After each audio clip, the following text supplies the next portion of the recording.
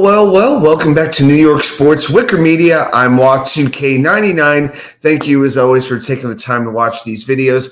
So here we go. It is Jets versus Broncos weekend, and I'm here to make my 5 bold predictions for the game, along with my score predictions. So number 1, I predict the New York Jets defense will be held to 3 sacks or less. Now, the Jets defense has been one of the best this year at generating pressure on the quarterback, even with the loss of Jermaine Johnson, even with Hassan Reddick still refusing to show up, amongst all the other losses they had during the offseason, JFM, Quentin Jefferson.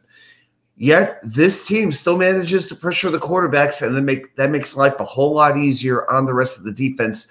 Against this Denver offensive line, I think it's going to be a lot more challenging. You've got Garrett Bowles at left tackle. You've got Quinn Miners at right guard, 2 very, very capable offensive linemen. I know Mike McGlinchey is injured for a couple of weeks, but even his replacement, Alex Plazewski, he allowed just 2 pressures last week against Tampa Bay. So I think this is going to be one of the better offensive lines that the Jets have seen up to this point, if not the best one. So I'm going to say 3 sacks or less. Number 2, I do predict Saucegardner will finally get his interception. It seems like it's been a long, long time, because it has. But you're facing a quarterback who is very prone to making mistakes when he does get pressured. Not saying the Jets won't get near bonix. I just don't know if they're going to sack him all that much. But somehow, I think somewhere along the way, I just got this feeling that Sauce picks one off this Sunday. Number 3, I'm going to say Tyler Conklin scores a touchdown. Now, why is that a bold prediction? Well, the last time Tyler Conklin scored a touchdown was October 30th, 2022. Okay, it has been 23 months. He had 2 that day against the New England Patriots, did not score one in 2023. But last week, you started to see that connection between Aaron Rodgers and Tyler Conklin, and especially with Patrick Surtain shadowing Garrett Wilson. More on that later. I think this is a day the Jets target the middle of the field, and I think that plays perfectly into Tyler Conklin making some big plays. Number 4, I'm going to say Breece Hall breaks off a run of at least 40 yards. Breece has not really had that breakout run yet, but I think the offensive line from a run blocking perspective has gotten a little bit better week by week as things have gone on. Hadn't really put it together yet. It's almost like the Aaron Rodgers to Garrett Wilson connection. They say it's just a half a tick off. I think the run blocking has not been too much different than that.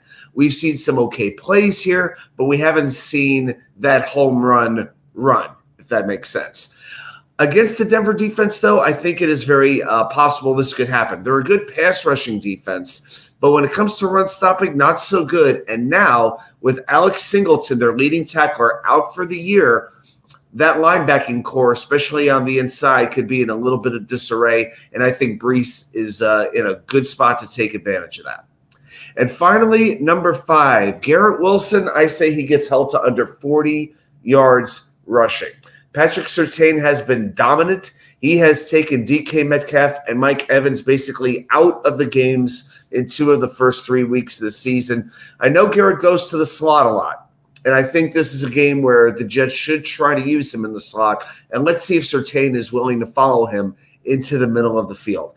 Because on the sideline, when you have that extra boundary as a cornerback, that can make life a little bit easier for you. So I think if Garrett Wilson is going to do anything of note in this game, they got to find ways to get him away from Patrick Surtain. Don't know if they're going to be able to do that, but I got to go bold here, and I'm going to say 40 yards or less for Garrett Wilson.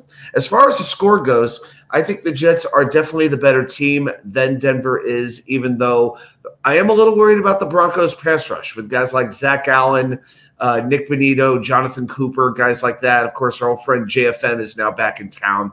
Yes, they have a very, very good duo of cornerbacks, not just Patrick Surtain, but Riley Moss has been excellent as well. But when you look at the offensive side of the ball, I just don't see how the Broncos are going to move the ball consistently. The running game has a whole lot of questions. Their wide receivers, none of them really scare you all that much. And bonix is still a rookie quarterback going against Aaron Rodgers. When you pressure bonix, he gets in trouble. I think the Jets have the speed and the aggressiveness on defense to where they might allow 1 or 2 big runs from bonix here and there. we're not exactly talking about Michael Vick in his prime here. I think the score could stay relatively close for a little bit, but I think the Jets, they're going to score a touchdown kind of late to put this game away. Hey, maybe that Sauce pick could be a pick six. You never know. But I'm going to predict for my final score, Jets 27, Broncos 13, and the Jets do get to 3-1 before they head across the pond to play the, as of this recording, unbeaten Minnesota Vikings. All right, guys, those are my thoughts on this game. Let me know your thoughts. If you have any bold predictions, put them right down there in the comments. Thanks, everybody, for watching, and I'll see you right back here with more content from you know where. The Wicker Chair.